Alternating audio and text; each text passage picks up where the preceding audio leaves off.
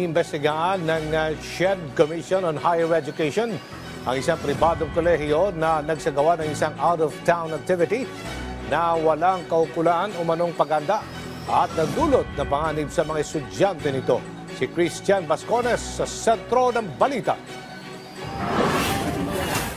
Kuha ang bidyong ito ng isang estudyante habang nakasakay sa bus at tila nag-aapurang bumaba matapos umusok ang sinasakyan nila dulot umano ng nag-overheat na makina. Matarik na kalsada ang tinahak ng mga bus sakay ang mga estudyante ng isang pribadong kolehiyo sa Quezon City na nanggaling sa isang aktibidad na isinagawa sa isang resort sa Bataan. Nag-viral sa social media ang mga video at larawan ng mga estudyanteng naglalakad sa madilim na kalsada matapos maiwan sa resort dahil nagsipunuan na ang mga bus na inerkila ng paaralan. Marami sa mga ito ang naghintay ng hanggang 6 na oras bago makasakay ng bus pabalik ng Maynila. Sa sobrang dami ng bilang ng mga estudyanteng sumali, hindi naiwasan ang siksikan at tunakan.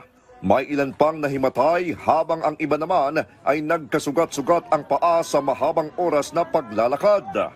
Ilan sa mga nag-post ang nagsabing sapilitan ang pagpapasali sa kanila sa naturang off-campus activity. Agad namang nagpalabas ng pahayag ang pamahalaang lokal ng lungsod ng Quezon at inisyuhan naman ng show cause order ng SHED ang pribadong kolehiyo upang makapagpaliwanag.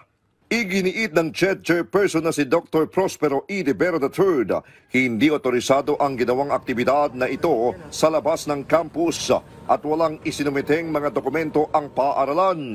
Wala pang inilabas na anumang pahayag ang pamunuan ng kolehiyo patungkol sa isyong kinakaharap nito.